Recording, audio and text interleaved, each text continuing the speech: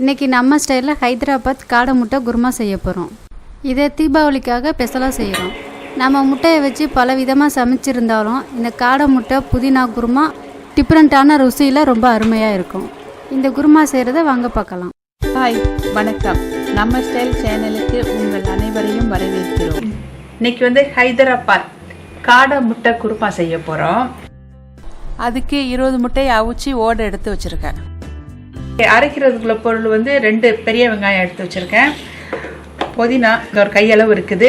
20 ஊசி மிளகாய். இந்த மிளகா உரப்பே இல்லை, அதனால் 20 மிளகா எடுத்து வச்சுருக்கேன். உங்கள் உரப்புக்கு தக்க நீங்கள் மிளகா பார்த்து போட்டுக்கோங்க.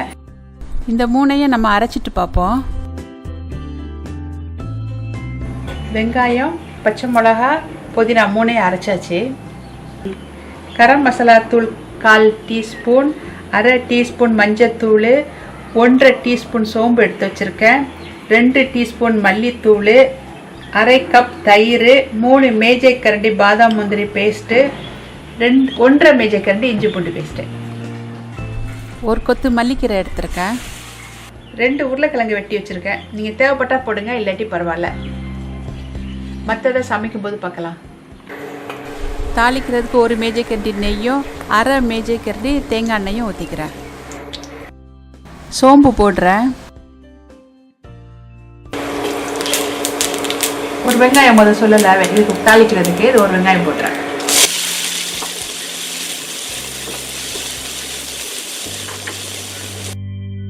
வெங்காயம் வேகிறதுக்கு கொஞ்சம் உப்பு போடுறேன். வெங்காயம் வெந்த பிறகு பார்க்கலாம். வெங்காயம் வெந்துட்டு இஞ்சி பூண்டு பேஸ்ட் போட்டுக்கிறேன்.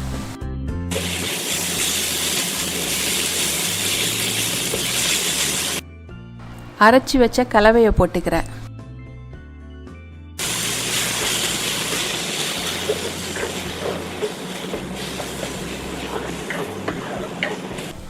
மல்லித்தூளும் மஞ்சத்தூளும் போட்டுக்கிறேன்.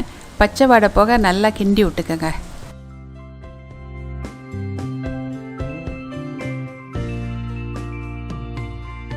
மிஷின் கவுண்டர் தண்ணி 1 கப் ஊற்றுறேன்.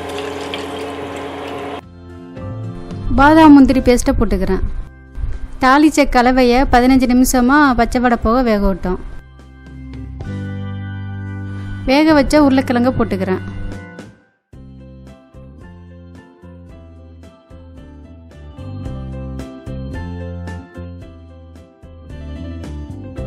எடுத்து வச்ச தயிரை போட்டு நல்லா கிண்டி விட்டுக்கோங்க.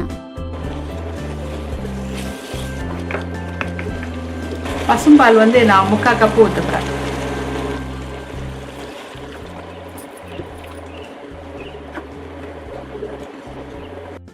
கிரேவிக்கு தக்க உப்பு போட்டுக்கிறேன். மல்லிக்கீரை போட்டுக்கிறேன்.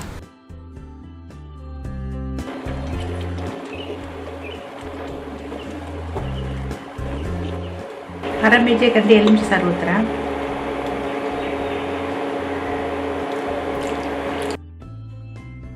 காடை முட்டையை போட்டுக்கிறேன். காடை முட்டைக்கு பதிலாக கோழி முட்டையை அவிச்சு உரிச்சிட்டு 2ஆக வெட்டி கூட இதில் பயன்படுத்தலாம். முட்டையில் அந்த சாந்தெல்லாம் செய்கிறதுக்கு ஒரு 3 நிமிஷம் கழித்து பார்ப்போம். கரம் மசாலா தூளும் மல்லிக்கீரையும் போட்டுக்கிறேன். ஃபைனலாக ஒரு வாட்டி கிண்டி விடுங்க. நம்ம ஸ்டைல் ஹைதராபாத் காடை முட்டை குருமா தயாராகிட்டு. இந்த குருமா உங்களுக்கும் பிடிச்சிருக்குன்னு நம்புகிறோம். நீங்களும் ரசித்து செஞ்சு குடும்பத்துடன் தீபாவளியை ஆனந்தமாய் கொண்டாடுங்க. எங்களையும் மகிழ்ச்சிப்படுத்துங்க. இந்த குருமா சாதத்துக்கு, இட்லி, தோசை, சப்பாத்தி கூட ரொம்ப நல்லாயிருக்கும். ரொட்டிக்கும் தொட்டு சாப்பிட்லாம். இந்த வீடியோ உங்களுக்கு பிடித்திருந்தால் லைக் பண்ணுங்கள், ஷேர் பண்ணுங்கள், கமெண்ட் பண்ணுங்கள், சப்ஸ்கிரைப் பண்ணுங்கள். பிறகு கீழே இருக்கும் பெல் பட்டனை அழுத்துங்கள். நம்ம ஸ்டைல் சேனலை பார்த்ததற்கு நன்றி.